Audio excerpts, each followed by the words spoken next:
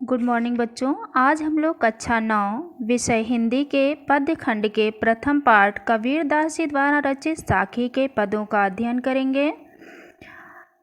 कबीरदास के पदों को साखी क्यों कहा जाता है, सबसे पहले इसे जान लेते हैं। साखी शब्द का अर्थ होता है साक्षी।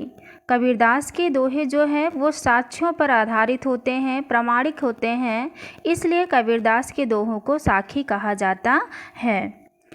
इनका पहला दोहा है, सतगुर हमसू रीझ करी एक कहया प्रसंग, बरसा बादल प्रेम का भीज गया सब अंग। कबीरदास जी कहते हैं, सतगुर हमसू रीझ कर।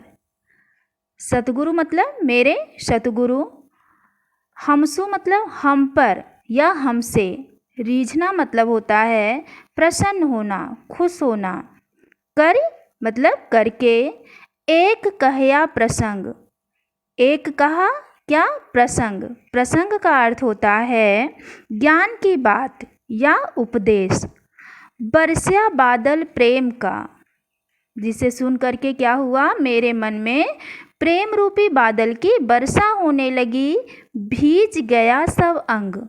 और उस वर्षा जल में भीज मतलब होता है भीगना, सब अंग मतलब सभी अंग, शरीर के सभी अंग प्रत्यंग। कबीरदास जी कहते हैं कि मेरे सतगुरु ने मुझ पर प्रसन्न होकर के, मुझ पर कृपा करके, प्रसन्न होकर के एक कहया प्रसंग, मुझे एक उपदेश दिया, एक ज्ञान की बात बताई, अर्थात आत्मा और परमात्मा के मिलन की बात बताई। बरसा बादल प्रेम का, जिसे सुनकर मेरे मन में परमात्मा के लिए प्रेम रूपी बादल की वर्षा होने लगी, भीज गया सब अंग, और उस वर्षा जल में मेरे शरीर के सभी अंग प्रत्यंग भीग गए। दूसरा आपका है, राम नाम के पट तरे देवे को कछु नाही, क्या ले गुरु संतोष ये हौस रही मन माही।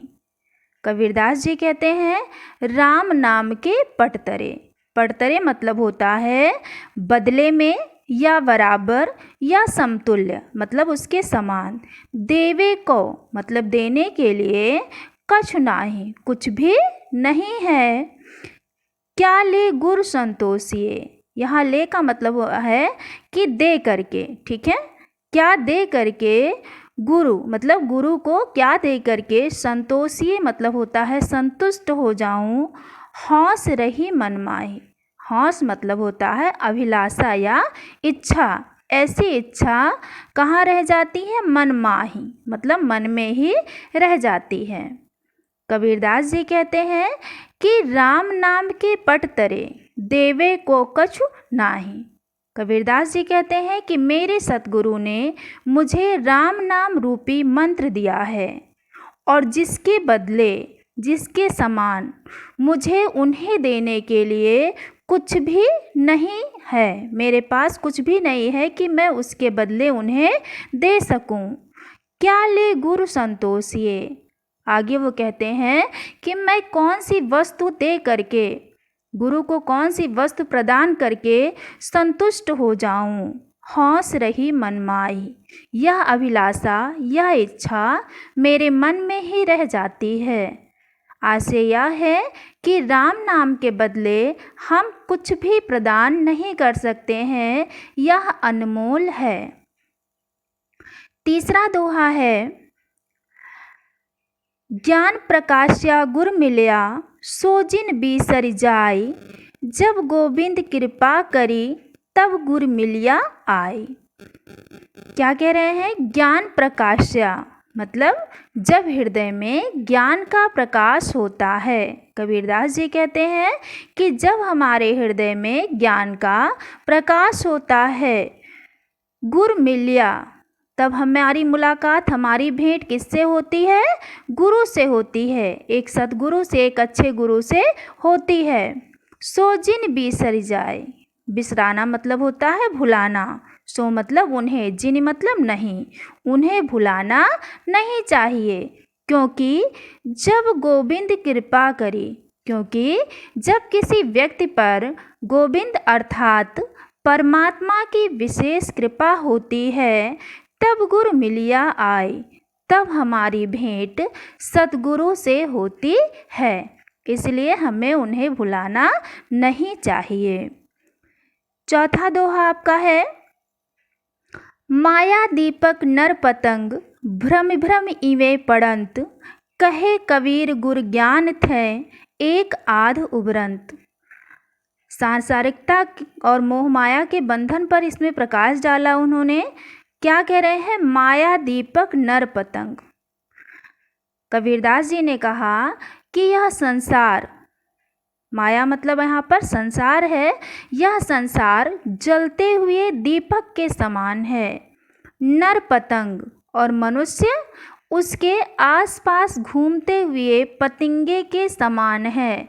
आप लोग देखते होंगे बरसात के दिनों में दीपक जहाँ जलता है वहाँ छोटे छोटे कीड़े जो होते हैं, पतंगे, वो उसके आसपास घूमते रहते हैं।